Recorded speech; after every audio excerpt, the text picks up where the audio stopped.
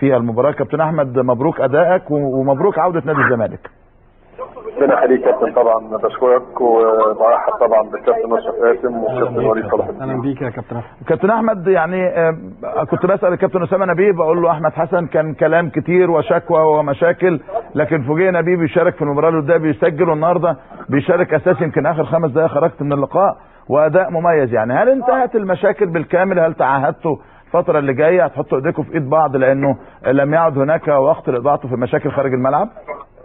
لا يا كابتن، هو طبعا بص انت عارف طبعا يا كابتن، ويمكن معاك الكابتن اشرف، ويمكن الحمد لله يمكن انا الناس كلها تعرف عني ان انا اولا كده راجل دايما بفايق، يعني بين ان انا ممكن متقدم بشكوى ضد نادي الزمالك، او نادي الزمالك كمان تقدم بشكوى ضدي والكلام ده وكده، واللي الناس عارفاه كلها، وما بين البعد عن الملعب وعن التمرين. انا راجل متواجد، انا راجل بتكلم على حفظ حقه والكلام ده وكده، انما متواجد مع الفريق ما عنديش اي مشكله خالص، لاني انا مرتبط بعقد مع نادي الزمالك، وانا عليا التزامات وعليا واجبات باديها تجاه نادي الزمالك. في نفس الوقت لما انا تقدمت بشكوى فانا ليا كمان حقوقي فبحافظ عليها، انما بعيد خالص. يعني الحمد لله انا موجود وبتمرن بشكل كويس، اديت المباريات الوديه بشكل كويس، الراجل حتى حس بالجديه عندي وان انا حابب ان انا اكون متواجد في المباراه، وكان بدا بيا المباراه، فالحمد لله. يعني انا لازم افصل بين الموضوع خالص، ان انا بطلب حقوقي وان انا اكون متواجد مع النادي، لان النادي ليه حقوق عليا، وده اللي كان ان انا متواجد وما عنديش اي مشكله خالص مع نادي الزمالك. واتمنى ان شاء الله باذن الله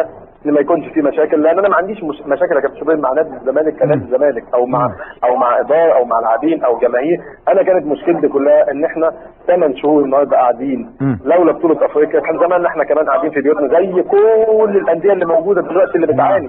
فانا كنت عايز العب كوره وانا حاسس ان انا مستقر، وانا حاسس ان انا بلعب كل اسبوع، انا عارف انا هلعب امتى، انا عارف انا هشارك امتى. وطبعا كان نادي ليك طبعا بالتحديد كان هو ده الخطوه بتاعتي اللي انا كنت يعني هسعى ليه او هنتقل ليه. انما خلاص نادي الزمالك تمسك بيا، سعيد طبعا بتمسك النادي بيا، ولكن يجب طالما نادي الزمالك تمسك بيا ان هو يوفي بحقوقه تجاهي.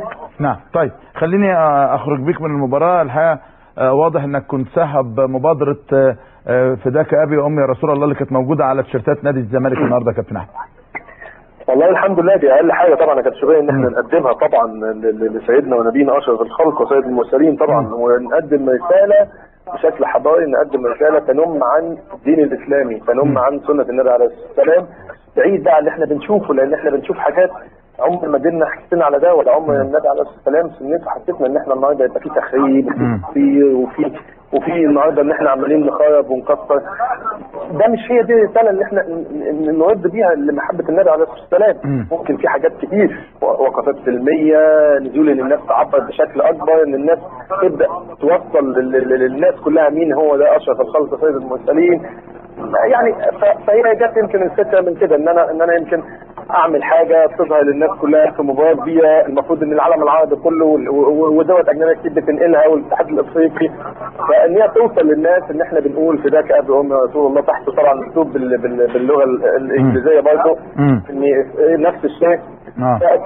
كان ده الهدف، ان احنا نوصلها بشكل حضاري، نوصلها بشكل اللي ديننا بيحثنا عليه، هو ديننا ده دين السلام ودين المحبه ودين التسامح. فكانت هي دي الهدف ان احنا نوصل الرساله دي، ويا رب ان شاء الله باذن الله. دي اقل حاجه طبعا زي ما قلت لك كان اقل حاجه نقدمها لسيدنا ونبينا محمد. 3 اسئله والاجابه في كلمه واحده. احمد حسن باقي مع الزمالك؟ اتمنى. بحسبك هتقول نعم. نعم، بحسبك هتقول نعم.